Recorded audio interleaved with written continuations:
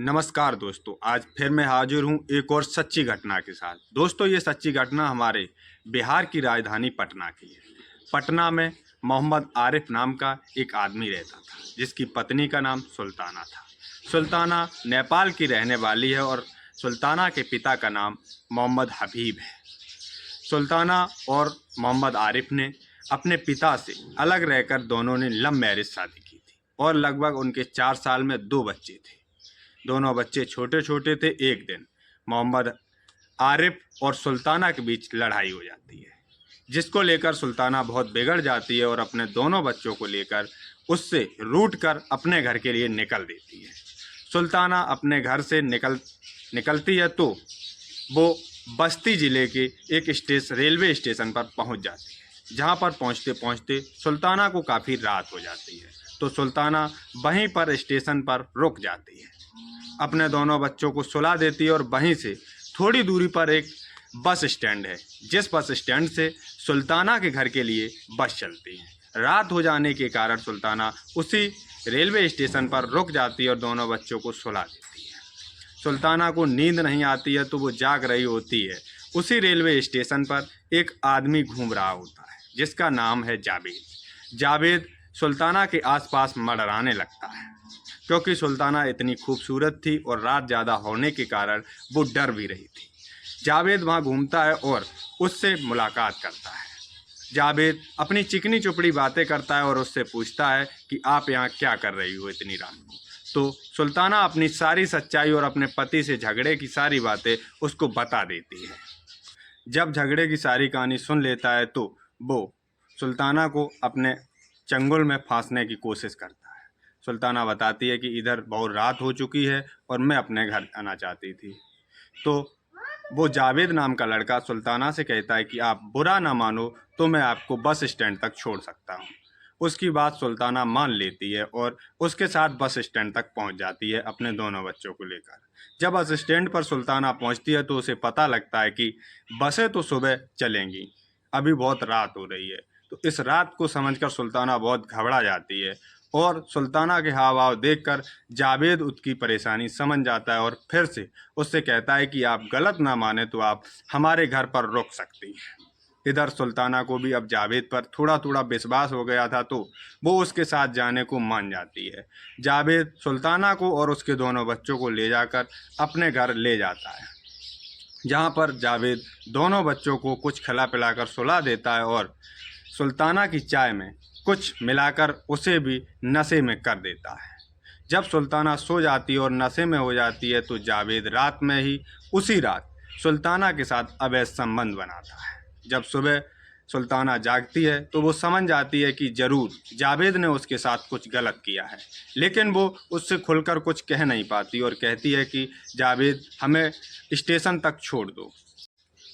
जावेद अब समझता है कि वो उसके चंगुल से निकल जाएगी, तो जावेद कहता है कि आप यहाँ पर बेचने का धंधा करें, क्योंकि जावेद उस धंधे में दलाली करता था।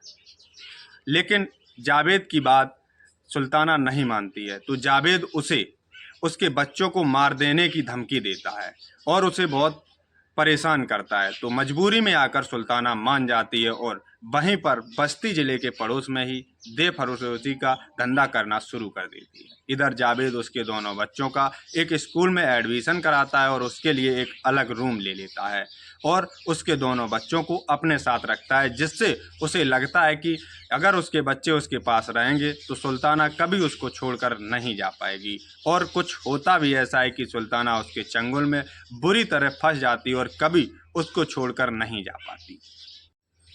धीरे धीरे इसी तरह सुल्ताना की ज़िंदगी कटने लगती है और धीमे धीमे 4 साल का समय निकल जाता है। एक दिन सुल्ताना से एक व्यक्ति मुलाकात करता है जो उसी की एरिया यानी नेपाल का था, जो उसकी भाषा से सुल्ताना ने पहचान लिया था। सुल्ताना को लगता था कि ये आदमी भी हमारी एरिया का है, तो सुल्ताना उसे अपनी सारी कहानी बता देती है और बताती है कि हमारे अब्बू से कह देना जाके कि तुम्हारी बेटी यहाँ फंसी हुई है। वो आदमी भी सुल्ताना को पूरा भरोसा दिलाता है और कहता है कि मैं पूरी कोशिश करूँगा तुम्हें तुम्हारे अब्बू से मिलाने की। और वो ओम प्रकाश नाम का आदमी वापस अपने इलाके में चला जाता है और वहाँ जाकर सुल्ताना के दिए हुए एड्रेस से उसके अब्बू का पता लगाकर उनके पास पहुँच जाता है। लेकिन उनको वो सुल्ताना की सच्चाई नहीं बताता और उनका मोबाइल नंबर ले लेता है। वापस वो आदमी फिर से बस्ती ज़िले के उसी बेफरोशी के धंधे की दुकान पर आ जाता है और फिर से सुल्ताना से मुलाकात करता है। वहीं पर वो आदमी सुल्ताना की बात उसके अब्बू से अपने मोबाइल से कराता है, तो सुल्ताना रो रो कर अपनी सारी कहानी अपने अब्बू को बता देती है, जिसमें उसके अब्बू कहते हैं कि सुल्ताना, मैंने तुम्हारे पति को फ़ोन किया था तो उसने केवल एक ही जवाब दिया कि सुल्ताना मर चुकी है। लेकिन हमने भी समझा कि सुल्ताना अब इस दुनिया में नहीं रही। मैंने कई बार कई जगह ढूंढा लेकिन तुम्हारा कोई पता नहीं चला। लेकिन जब सुल्ताना के बारे में उसके अब्बू को पता लगता है तो उसके अब्बू सुल्ताना को पूरा भरोसा दिलाते हैं कि एक दिन सुल्ताना के अब्बू उसी जगह पर पहुंच जाते हैं। तो सुल्ताना कहती है कि आप इधर हमारे अब्बू बनकर मत आना, नहीं तो इधर लोगों को पता लग गया कि आप हमारे अब्बू हैं तो इधर लोग आपको मार डालेंगे। तो सुल्ताना के अब्बू सुल्ताना की पूरी बात मान लेते हैं और एक दिन उसी जगह पर पहुंच जाते हैं। इधर सुल्ताना के अब्बू 2 दिन तक सुल्ताना को ढूंढते हैं तो सुल्ताना का कोई पता नहीं लगता। तीसरे दिन सुल्ताना के अब्बू मोहम्मद हबीब उसे ढूंढते हैं और उससे मुलाकात करते हैं। तो सुल्ताना कस्टमरों की तरह ही उनसे पूरा बिहेव करती है। इधर सुल्ताना के अब्बू हबीब की ज़्यादा उम्र होने के कारण लोग उन पर हंसी भी करते हैं। लेकिन जब सुल्ताना उसे कस्टमर बनाकर अपने साथ ले जाती है और अंदर जाकर बेटी और बाप दोनों आपस में मिलकर खूब रोती हैं। इधर सुल्ताना के अब्बू हबीब कहते हैं कि सुल्ताना, अब तुम मेरे साथ चलो। तो सुल्ताना समझाती है कि अब्बू, इस कदर हम यहाँ से नहीं जा सकते, क्योंकि इस कदर अगर हम यहाँ से जाएंगे तो ये लोग हम दोनों को मार देंगे। तो वो कहती है कि यहाँ के बस्ती ज़िले के थाना प्रभारी प्रदीप जी से आप हमारे बारे में बताइए। उधर उसके अब्बू हबीब उसी पैरों से वापस लौटकर थाना बस्ती ज़िले के थाना प्रभारी प्रदीप जी को रोते बिलखते उनके पांव पकड़कर सुल्ताना अपनी बेटी की सारी कहानी सुनाते हैं। तो इस बात से प्रदीप जी गुस्से में आकर तुरंत ही उस पर रेड मार देते हैं, जिसमें से सुल्ताना मिल जाती है और सुल्ताना को वो लोग लेकर वापस आ जाते हैं थाने में।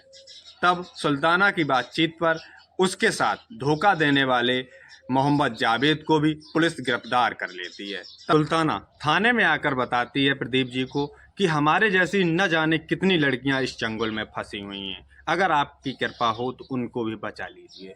तब प्रदीप जी सुल्ताना को अनुशासन देते हैं कि आप चिंता ना करें, आप अपने घर जाएं और हम अपनी पूरी कोशिश करेंगे बाकी लोगों को बचाने की। दोस्तों, उस बाप के दिल पर क्या बीत रही होगी जब वो अपनी बेटी से कोठी पर मिलने गया होगा। तो दोस्तों, आज के लिए नमस्कार, जय हिंद, जय भारत।